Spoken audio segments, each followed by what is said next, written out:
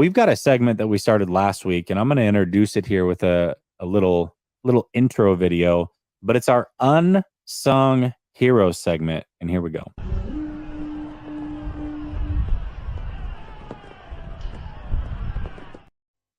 All right, Ryan, just a little introduction there. Every week we're going to do unsung heroes, and these are 49ers that may not get a lot of credit as to why the 49ers played well or won or were in a position to win. Can be coaches as well, so we can talk about coaches, players, what have you. But give me a player or two that you have coming out of that game that you think made a difference that maybe a lot of people aren't giving enough love to. There's two that like jump out at me. You want both of them at the same time or one at a time? Yeah. Go ahead. I'm gonna go Isaiah Oliver and Jake Moody. Those two guys. And I think Jake Moody got a little bit of love, but Isaiah Oliver, man, he made a Johnny on the spot pick. I mean, it wasn't like he jumped a route and made an interception or anything, but he caught the ball when he had the opportunity, which was huge. That was a big difference in this game. Not only that, I don't know. I didn't catch it in the moment for whatever reason, but it was a one-handed snag. I mean, he was kind of coming up to make a tackle, and the ball popped up behind him, and he had to reach out one-handed and pull that in. So it was actually a pretty good interception. Yeah, and I've been critical on Isaiah Oliver. He didn't look in training camp, preseason, week one. Nothing stood out to me there. But in this game, he made that interception, which probably wasn't even the best play for him. I mean, it was the best result, right? The best result because of that play. But he made some really good tackles as well. He's not known for being a tackler, and he made some really good tackles that on like third down to stop the Rams and force them to punt. So I got to give credit to Isaiah Oliver, especially because I've been so hard on him up until this point. I think it's only fair to point out when he has a good game, and I thought he played overall. He played really well. So I'm going to give a shout out to Isaiah Oliver. And the other one is Jake Moody. I mean, the guy hasn't missed a kick at all. Like another guy, Jake Moody's the same as Isaiah Oliver. It's your guys' fault, honestly, if I'm being honest, because you guys did not look good in the preseason. But then all of a sudden the real games start going and you guys look great. I mean, Jake Moody hasn't missed a kick at all. He kicked a 57-yard field goal, which I'm pretty sure it's the second longest field goal kick by a 49ers kicker in the history of the 49ers. And as a rookie, to be able to do that, especially having that kind of preseason he had, shout out to Jake Moody. If Jake Moody can make those kind of kicks on a regular basis, the 49ers are going to be in really great shape because there's a lot of games that are won and lost by the kicker. And I was nervous as hell about Jake Moody coming into the season. And based on the way he's kicked so far this year through 2 games, I'm super impressed. And it looks like it ended up being a decent draft pick after all. And so shout out to Jake Moody. Yeah, I definitely agree with both of those. I talked about them in the post game. Those were kind of my initial unsung heroes as well. I'm going to go with Jarvis here. He says Kinlaw.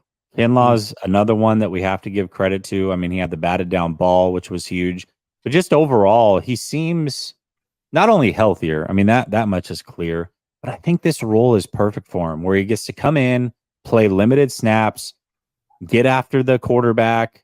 This role fits him very well. You're not putting a lot of pressure on him to be the guy. I think through the first, 3-4 years of his career, not only was he hurt, but there was pressure to be Buckner. You're the guy that replaced Buckner, and everybody's mad that Buckner is gone. And if Buckner was here and Buckner this and Buckner that, and what a bad pick it was, this guy's always hurt. Now he gets to be like next man up off the bench. You've got Javon Hargrave, or as Shannon Sharp calls him, Jerome Hargrove. You got Jerome Hargrove that's here from Philadelphia that has now taken that number 1 spot next to Armstead. And then you've got Kinlaw that comes in, plays his limited snaps, and he gets the job done. He seems a lot more comfortable in this role. The pressure's off of him. He's healthy. I'm just really happy for Javon Kinlaw and able to just see him play football, which is all that he's ever wanted to do. I hope nothing but continued success to him, and he's playing good football right now. And then the other one, talked about him a little bit earlier in the show, but Aaron Banks, man, he is so damn good. I don't know how many guards are better than him in the NFL. At the very worst, he's a top 15 guard in my opinion right now. He is playing really, really good football. He's not even fully refined yet. I mean, he's going to continue to get better, but he is a house of a man. I think it was the very first play of the game. He decleated Aaron Donald. And I'm like, okay, this guy's different. He's a people mover for sure, which when you look back a couple years, the way that his career started, how highly touted he was.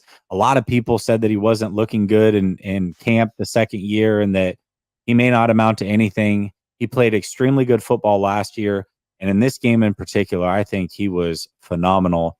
I love Aaron Banks and what he did. So I'm going to give a shout out to those two guys in the trenches. So the four guys that got a shout out from us this week were Kinlaw, Banks, Moody, and Oliver. And I think all four of them definitely deserve it for sure.